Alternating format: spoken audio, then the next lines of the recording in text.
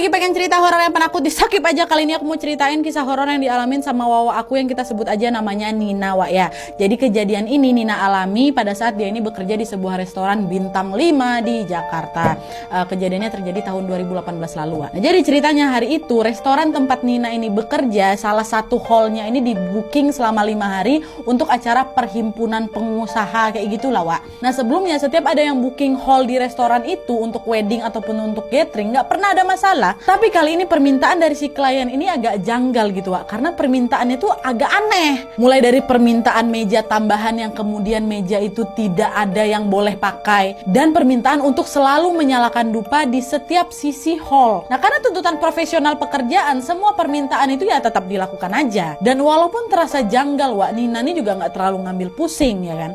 Nah hari pertama sampai hari ketiga acaranya berlangsung dengan lancar, nggak ada apa-apa nih. Sampailah tiba di hari keempat, tepatnya sekitar jam 9 malam, salah satu temannya Nina ini kesurupan dan dia berbicara pakai bahasa Mandarin, Wak, yang intinya dia minta acara itu untuk dihentikan. Nah temannya Nina yang kesurupan ini teriak kencang kali, Wak, sampai-sampai terdengar di pos security depan. Wah, padahal jaraknya lumayan jauh loh, Wak, sekitar 500 meter lah gitu. Tapi sayangnya pada saat itu manajer restoran itu tetap meminta acara ini ya udahlah tetap berlangsung aja lah gitu. Mereka udah bayar, udahlah acara tetap dilangsungkan tuh. Nah singkat cerita, setelah acara ini tetap berlangsung, Wak, Nina pun mengalami kejadian yang gak masuk akal juga. Dimana pada saat dia membawa makanan panas menggunakan tray atau nampan untuk disajikan, tiba-tiba saja Nina ini merasa kayak ada yang narik kakinya gitu loh, Wak. Ditarik gitu kan, otomatis terjatuh lah si Nina. Dan membuat semua makanan panas yang sedang Nina bawa itu tumpah semua. Nah anehnya setelah kejadian makanan tumpah itu, Nina merasa badannya sebelah kanan itu kayak gak bisa gerak, Wak. Kayak orang stroke. Nina gak ngerasa sakit apa kayak gimana-gimana,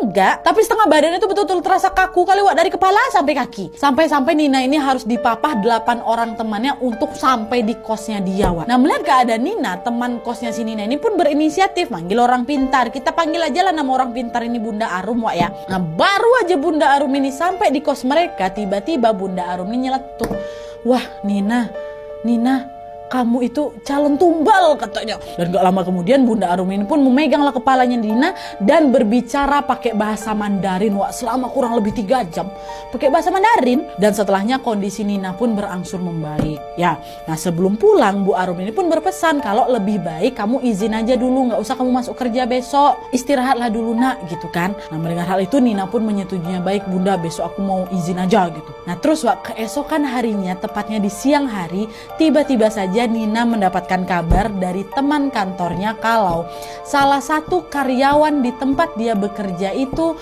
meninggal dunia akibat tertimpa lift barang.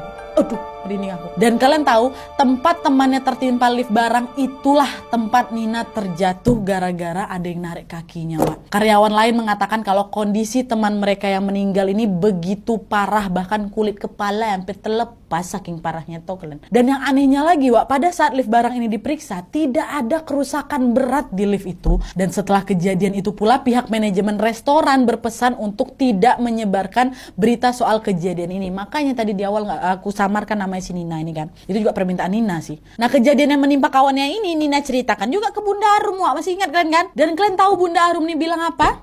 Jadi ternyata salah satu pengusaha yang datang ke acara kemarin itu melakukan perjanjian pesugihan agar usahanya lancar. Nah imbalan atau tumbal yang dibutuhkan adalah jiwa manusia yang sedang menstruasi, yang berada tidak jauh dari tamu tersebut. Nah sebenarnya yang mau ditumbalin siapa? Itulah Nina, tapi meleset, kenalah ke kawan dia yang lain, Wak. Dan akhirnya sejak kejadian karyawan meninggal tertimpa lift itu, satu persatu karyawan pun resign semua, termasuk Nina.